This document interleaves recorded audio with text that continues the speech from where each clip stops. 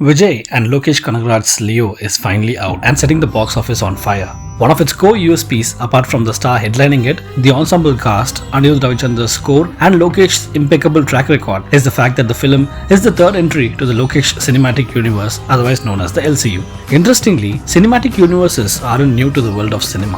While Marvel's MCU and their competitor DCEU might have made the franchise model a household name, the first ones, in fact, date back to the 1930s. A series of horror films, primarily produced by Universal Pictures, gave us pop culture icons like Dracula, Frankenstein, and The Mummy, and they were collectively called the Universal Classic Monsters. Over the years, we have had many such fictional shared universes such as Alien vs Predator, The Monsterverse, and the Unbreakable trilogy. Closer home, we have franchises like Rohit Shetty's Cop Universe, the YRF Spy Universe, Maddox Supernatural Universe, and the Hit Universe. What sets the LCU apart, at least from our Desi counterparts, is how elaborate and complex the world created by Lokesh is.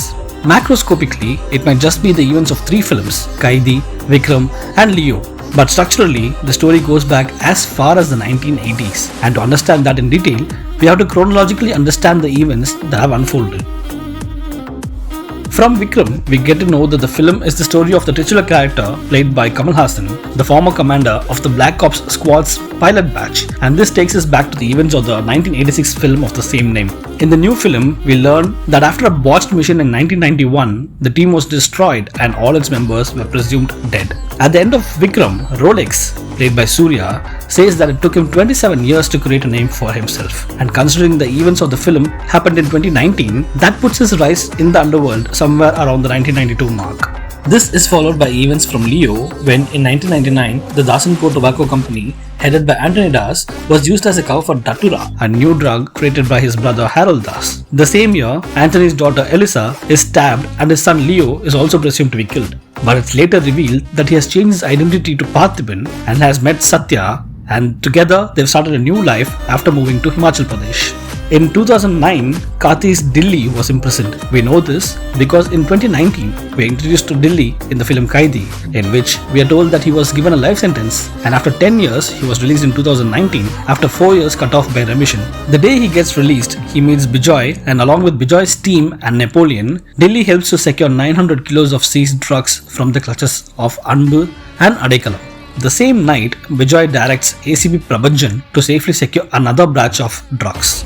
Just a few months later, we get to know that Prabhanjan has been killed and the new Black Ops head Amar, played by Fahad Fazil, finds out that Prabhanjan's father, who was living under a different name Karnan, is actually Vikram. Within a span of few days, Vikram's other ex-team members are killed along with Amar's wife Gayatri and Sandanam, who had worked for Rolex. The drugs that were secured by Prabhanjan in an old armory are also destroyed in an explosion, causing Rolex to land in Mumbai just a week later. He meets Anbu and Adekalam, who couldn't get back the seized drugs from Bijoy and Dilli, and also the members of Sandanam's Veti Vagera, who had lost the second big batch of drugs to Prabhanjan. After facing his biggest loss, Rolex establishes that he's going to start from scratch. Through a series of montages, we are shown that Amar has joined Vikram and Bijoy's team of masked vigilantes, while Dilli is in Uttar Pradesh along with his daughter and Kamachi. Vikram, who has secured his daughter-in-law and grandson in the US, infiltrates this meeting and catches his first glimpse of Rolex. Back in Leo, after Parthiban kills the gangsters who visit his cafe, his photo is flashed on the news, which leads to trouble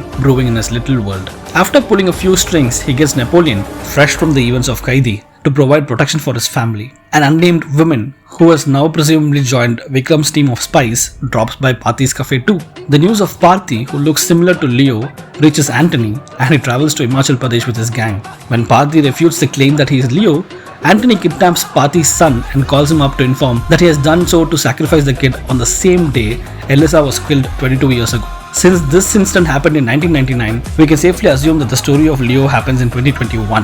After that, Parthi saves his son and discloses to Anthony and Harold that he really is Leo before killing them both. The film ends with Parthi, alias Leo, getting a call from Vikram, asking him to join his team of vigilantes, thereby confirming that the team is functioning in full swing.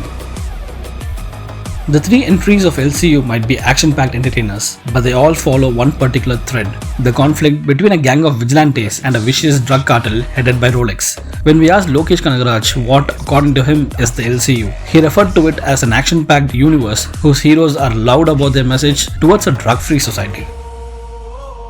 After the end of Leo, we know that Leo is still in Himachal Pradesh with his family, but it's unclear if Vikram, who infiltrated Rolex meet in Mumbai, is still there when he calls up Leo. What Lokesh confirmed during our recent interview is that after his next film with Rajinikanth, which is actually a standalone project and not a part of the LCU, he will begin shooting for Kaidi 2. We believe Kaidi 2 might be a prequel that could explain how Adekalam knew Delhi before the events of Kaidi. This film will be followed by Rolex standalone film, which might probably double as both a prequel to show us the rise of the cartel leader during the early 90s, as well as give us a glimpse into what he's planning after his setbacks at the end of Vikram. Apart from these films, there are also possibilities for sequels for both Vikram and Leo.